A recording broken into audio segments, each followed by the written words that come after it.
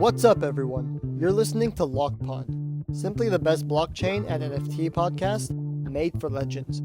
Now, without further ado, let's get this started. Hi, Sylvain. Thanks for joining us. Thank you very much for inviting me.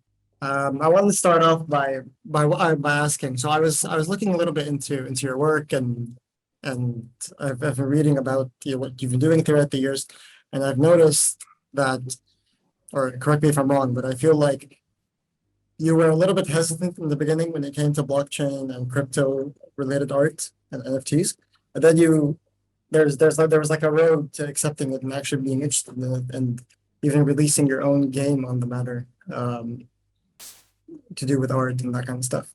So were you hesitant in the beginning, or were you always interested in digital art and blockchain based art and that kind of stuff?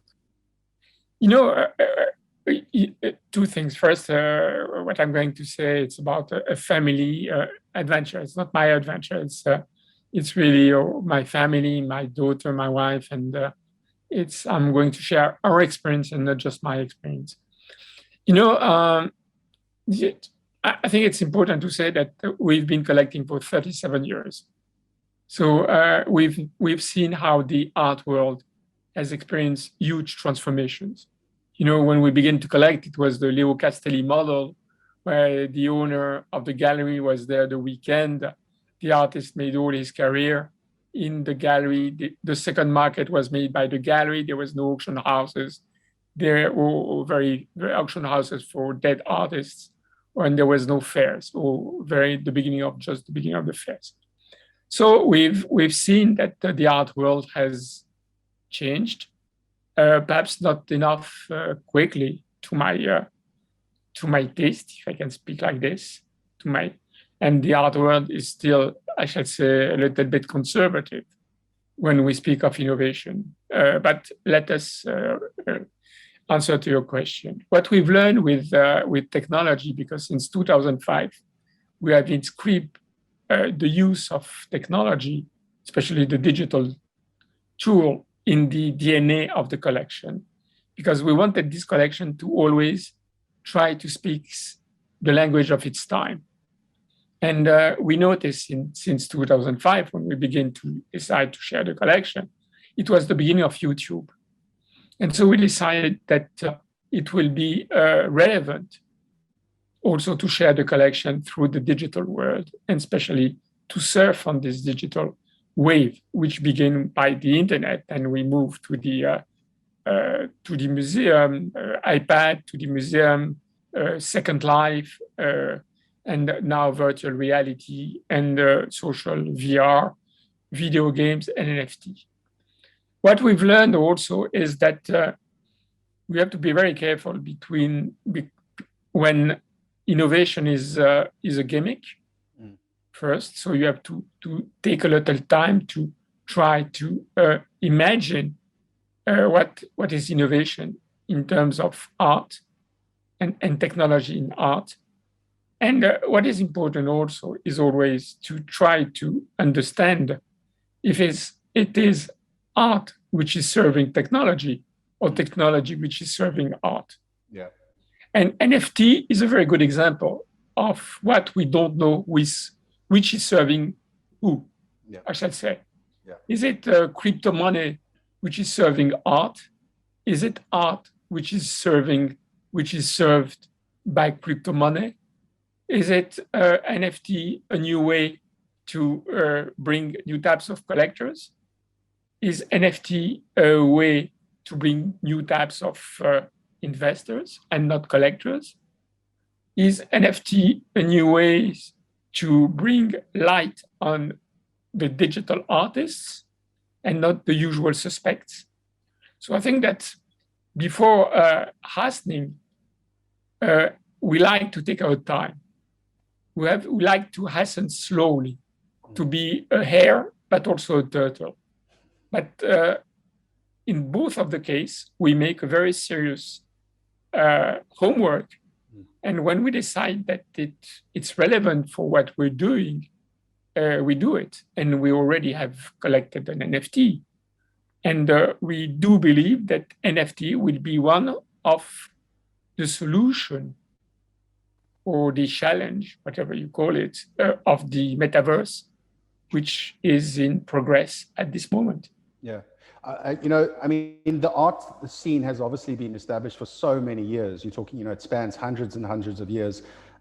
Technology, especially in terms of like blockchain and NFTs, is it's a recent phenomenon, right? And you've got one of the most oldest industries now coming into almost like this juxtaposition with technology.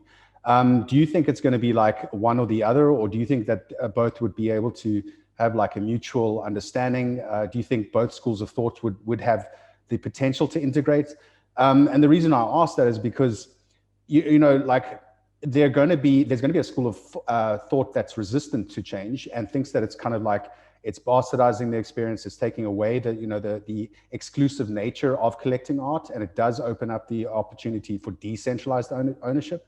Where do you think it's going to be a zero-sum game, or do you think there's ultimately going to be like just a mutual sort of understanding and symbiotic environment that has to coexist? I think it's going to coexist. I think that once again, we tend always to see life between black and white. I think that life could be gray. I think there is place for e-commerce and there is place for retail shops. I think there is place for people to have a coffee together and a place to meet on Facebook or social networks. And it will be a place also with the art world to be on the digital metaverse. Because very simply, I think that today, what we've noticed, and perhaps it's my conviction, I think that we are experiencing the death of an old world and the birth of a new one. Yeah. And even more than that, we are experiencing the death or the transformation of the human being. Yeah. Now, everyone has a digital twin, and this digital twin spends between 3 to 7 hours, 6 hours on the digital world. And this digital twin has its own ways to consume, to his own desires, his new way to meet people, and the NFT will be part of this new way to I shall say to live in the metaverse. Yeah. This is why I think that there will be the museums, there will be the metaverse, and if I can have a kind of quote that always I like to say is that if you remember this film, the Leopard of Visconti, and there was a very nice, very interesting quote which said, if you want things to stay the same, you have to change everything. And I think that the art world, if they want to stay the same, they have to change everything. Yeah. But an NFT will be part of this everything. Yeah. But also the process of creating art historically has been, it's time-taking, it's laborious, or, it takes someone, an individual, time to produce work. With the, invention of AI and how AI is starting to create NFT and artwork, we're obviously going to see that the production line, exponentially explode. Do you think that presents an interesting opportunity for everyone to have access to art, or do you think it just becomes like almost like a cookie cutter type scenario where it's just too much work is being produced and not enough, individual value is being associated to work? It's a good question and difficult question. First, I think that creating a digital, whatever, content is not so easy. We've experienced the creation. We produced a video game, and I've seen the process of a video game, the making of a video game, and I can tell you it's very, very difficult. Yeah. And it's much more difficult than just painting on the canvas. Yeah, that's our job. That's our primary job at LOCGame. So if you speak of hard labor, I think digital content is as hard labor than just painting. So I don't think that we should compare with this criteria the contents. I think that what is important today is that if we look at what's happening in the other cultural goods, music, cinema, books, newspapers. Everything is about also digital content and digital reproduction. So at this time, art, for many reasons, is still based on a model of scarcity. But I think that more and more with this digitalization of life and digitalization of content, we will move from scarcity to something which is also based on a digital content, which is based on mass, I shall say mass, perhaps mass production, but at least mass audience. Yeah. I think that we will move to something like this. It doesn't mean that people will not go to museum. I think people go to see a concert, people go to cinema, but also, you are very happy to also listen to your music on Spotify or look at your music through YouTube. Yeah. You will have diverse experiences, because what is important is the word experience today. How and what type of experience you can create, what type of multiple experience you can create, what type of medium you use to create your experiences, and what type of audience you want to reach with your different types of experiences. This is the issue today. Yeah. So to touch on that, so digital art today, at least like with NFTs, what gives them a lot of their value is the scarcity aspect, right? So, I mean, that's maybe a question for both of you that I'm wondering. How NFTs come into play with this idea of quote unquote mass production of art, where scarcity is not the main factor, when that kind of is the situation right now. It's scarcity that gives them value. Yeah, well, look, I think there's two fundamental dimensions to NFTs right now: so scarcity and the rarity and principles of what you're creating. I think it's from a creator point of view. Also, you don't want to make it too abundant, because obviously it comes down to basic economics, supply and demand. We're in an interesting space now with launching the Art Foundation, where we're kind of launching something brand new, and we're kind of going, okay, well, how much should we print, or rather, how much should we mint, and what could be the potential demand at the end of the day? Basically, it's like you're seeing the runs like Bored Ape Yacht Club, and these guys they're minting at about 10,000 or so per run. The market is wide, it's varied, and it's growing. It's a very good question, but I think it's more about the sort of long-term thinking. Also, it's not only about how much you're willing to produce. Once again, for me, I'll be very direct with you. For me, NFT is today a concept which is not very clear in my head. If I can summarize what I think it is for me, at this moment, you are buying a token. You're not even buying an image, because for most of the case, at this moment, the artist is still the owner of the copyright. So today, when we speak of the NFT, we don't really know what is the content. What will be the content with the smart contract, when the smart contract will be linked with the NFT. So I think we are just discovering that today we can give a kind of authentication by this kind of tool, but this tool today is unclear in the way it will be used in the future. And the NFT is, for most of the people, not linked to an artwork, but linked to crypto money. It's value, exactly right now. Yeah. And so once again, do you buy a value or do you buy an artwork? Yeah. And this is not very clear for many people. For many people today, they don't understand clearly the concept. And so I think we need clarification on what exactly is an NFT before having a real market on it. Sorry, I have to mention this, and that reminds me of something I read about you, where this is a quote, so I don't know how accurate it is, but according to this, you said, art is no longer about a relationship with an object. It's about making money. I feel bad for art. Are you? No, I haven't. No, I don't think I have something like this. Uh, Once again, art is becoming something very vague.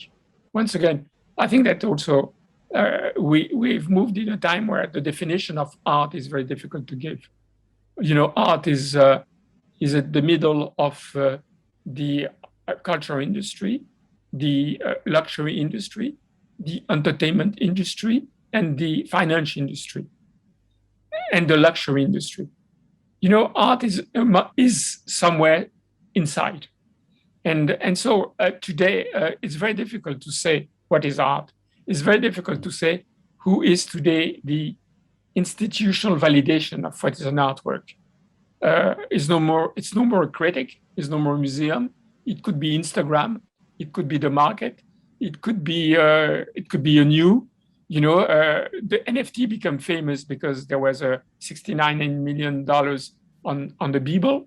Nobody knew Beeple before, and so we when you speak of art today, it's difficult to manage because of the concept, which is becoming a little bit vague, or I shall say, at my sense, it's becoming very vague.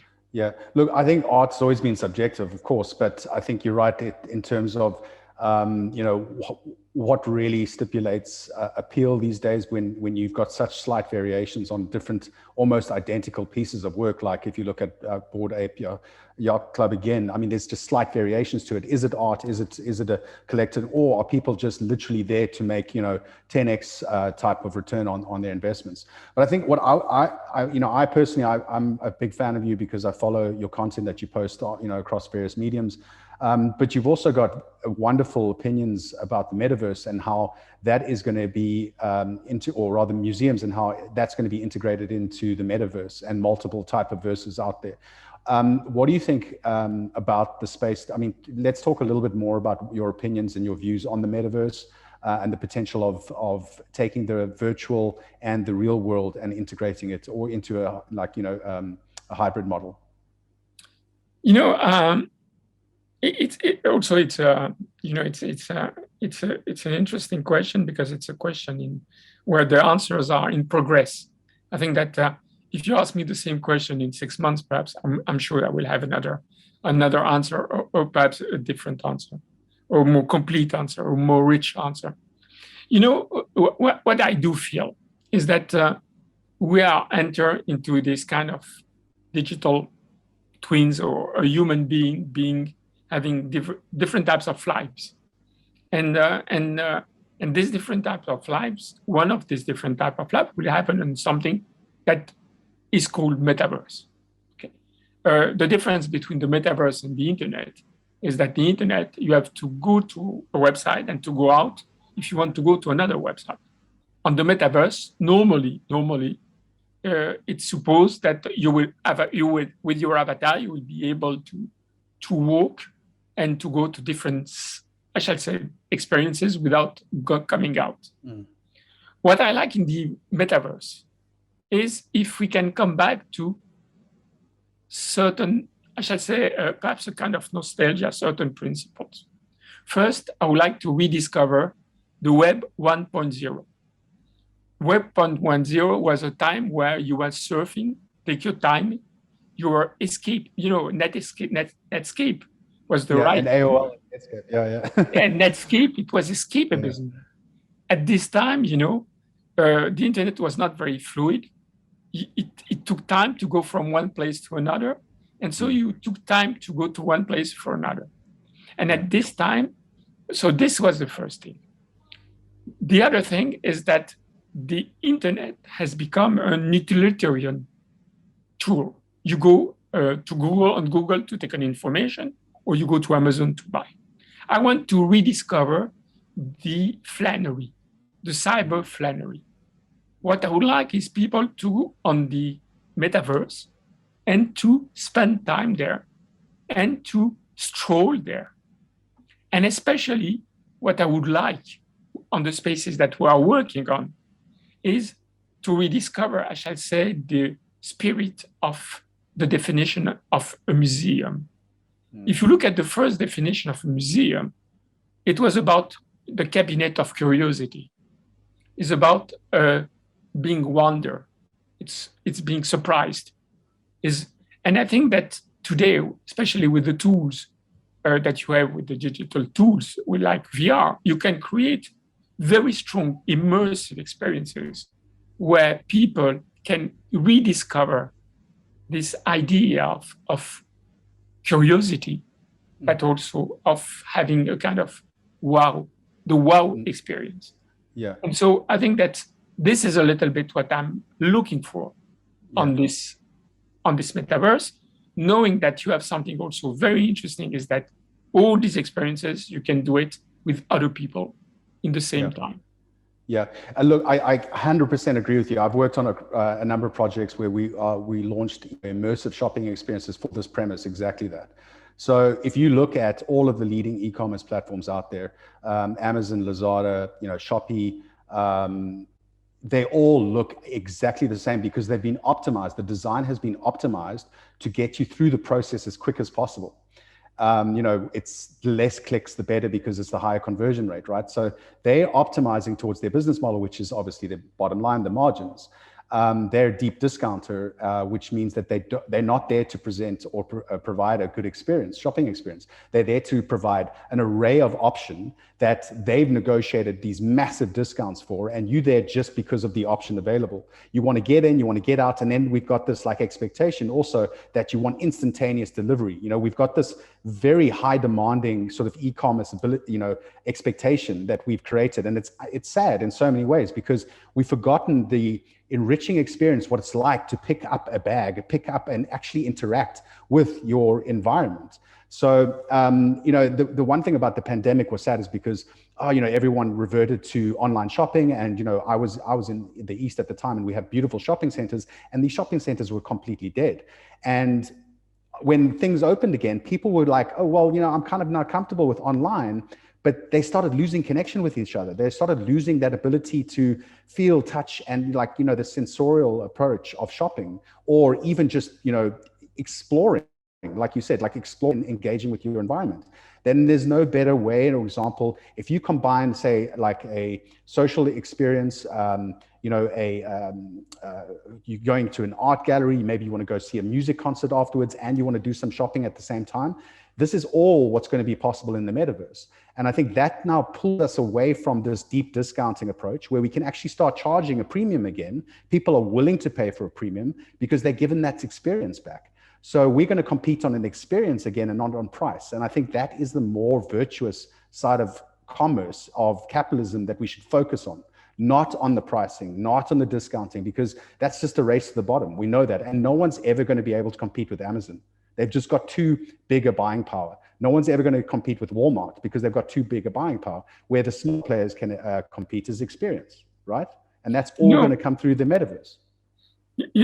I think that Amazon will still stay Amazon, and people will still be interested by the features of Amazon. But what is important, we are entering into a world which looks like 1984.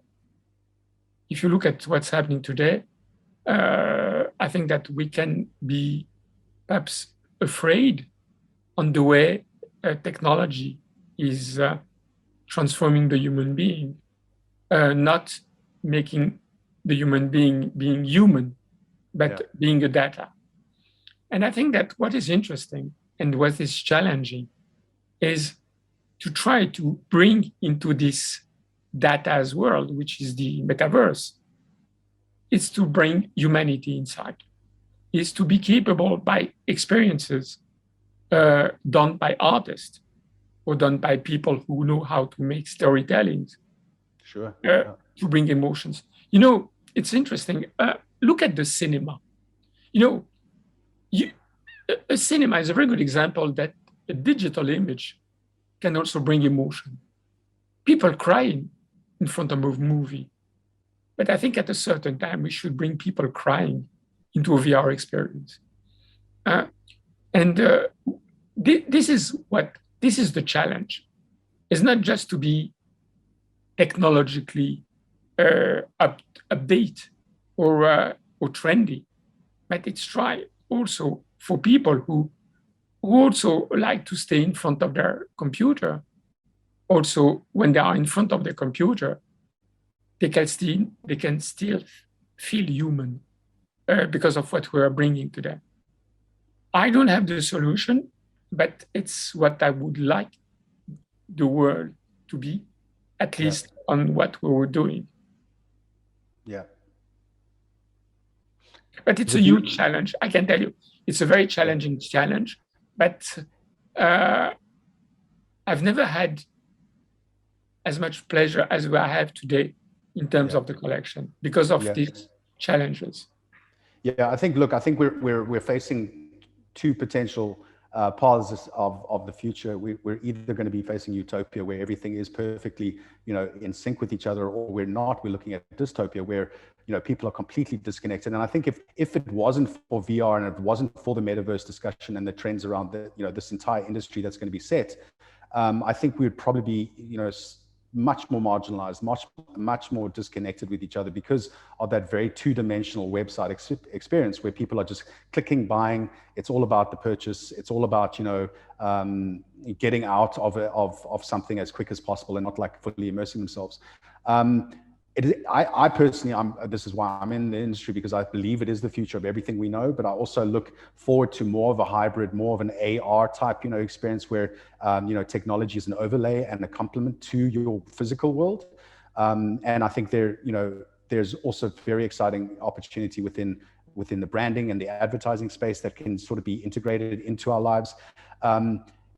Advertising, is my background, where I was part of the whole industry, growth. I was one of the first advertisers on Facebook many, many years ago.